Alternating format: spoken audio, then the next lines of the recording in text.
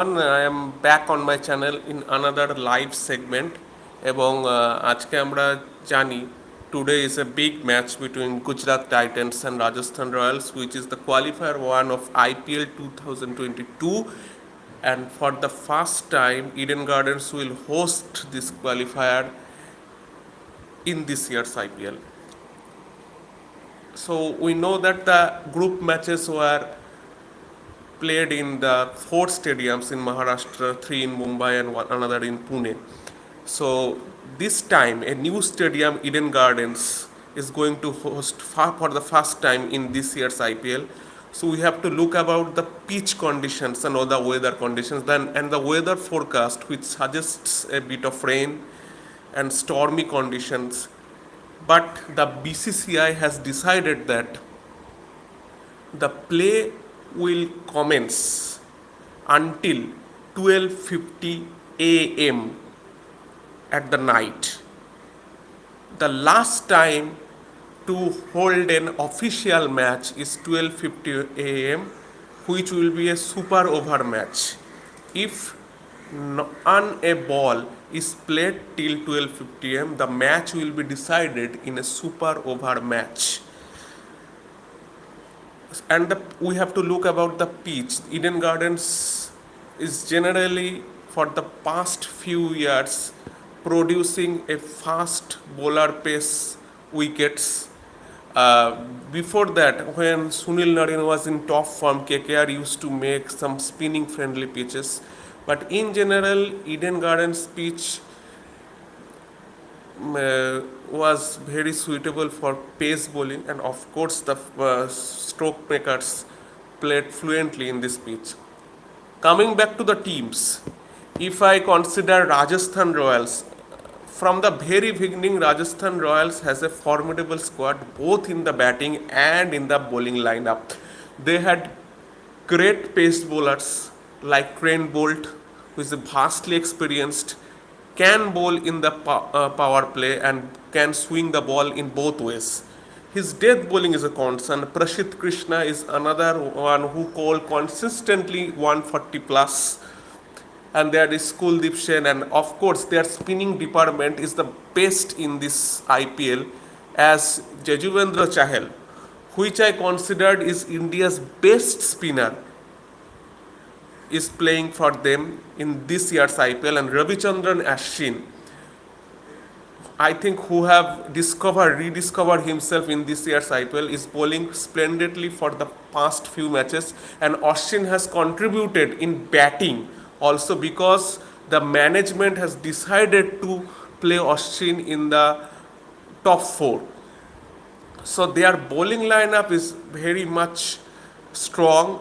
And coming back to the batting lineup, their batting lineup is not that so much experienced, but some young players like Yashasvi Jaiswal and Devdutt Pardikal is making the most of them. Sanju Samson is there, and he looks a very responsible batsman in this year's IPL. Of course, Simran Hetmeyer, who is their trump card for this year's IPL, in the lower middle order, he played some magnificent knocks.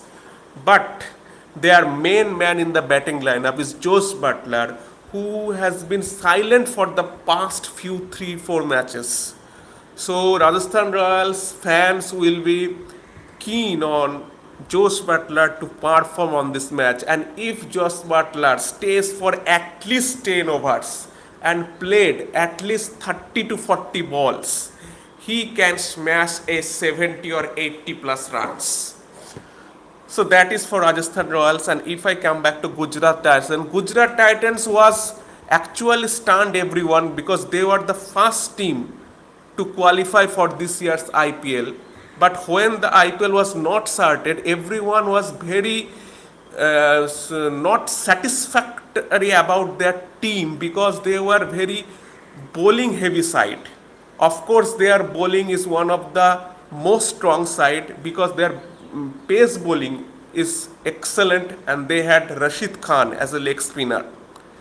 Well, Mohammad Shami has been great form in this year's IPL, taking 2 or 3 wickets in every match, bowling consistently 140, and we all know that Shami's seam presentation is excellent. In every condition, in every pitch, he can deviate the ball because his seam presentation is straight. But the real concern is found that is Lockie Ferguson's form. Lockie Ferguson is not able to make any impression for the past few matches. And Algeri Joseph, who was another addition to the Gujarat Titans, can bowl fast, but his line length is disappointing, and he himself will be very much disappointed with his performance in this year. But Algeris Joseph can also bat. Rashid Khan, who is a great leg spinner, we all know that, who's googly, who's faster one, the flipper, the leg spin. He has all the ingredients of a leg spinner, and in the lower middle order or the lower order, he can single-handedly win the match. Of course, Rajasthan Royals will be very much dependent on Hardik Pandya.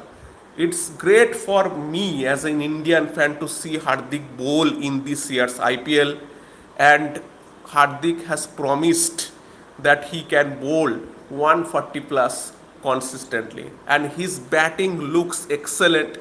He looks a much more dependable and responsible player, playing some serious innings in their qualification, in their group matches, and Hardik is one of their main players, along with David Miller, who also in the lower middle order played some crucial innings. We cannot forget Rahul Teatia, who single-handedly scored those two sixes in last two deliveries and won the match for them. Of course, Shubman Gill is a little disappointment in this year's IPL. He actually sparked his form in 1-2 odd matches, but he did not play it consistently. But we all know that the Shubman Gill is a very talented player, and when he plays, he actually looks very much on the go, and his timing was so fluent. So Gill and Riddhiman Saha, Riddhiman with all his iron determination and grit played some crucial knocks, and it's great for us as a Bengali fan that Riddhiman is still doing great in, I will say, it's an international cricket. IPL is a very international tournament, and he's been doing great in Gujarat Titans jersey. So, hoping for a great match in Eden Gardens. I wish I could go to Eden Gardens, but there is so much, but I did not able to go this year. My last match was Eden Gardens when Virat Kohli scored his last Test century against Bangladesh in 2019. So I hope for a great match, and may the best team win. And if you are new to this channel, please subscribe. And if this video this video is liked by you, please share to the friends. Jai Hind, Red Blue.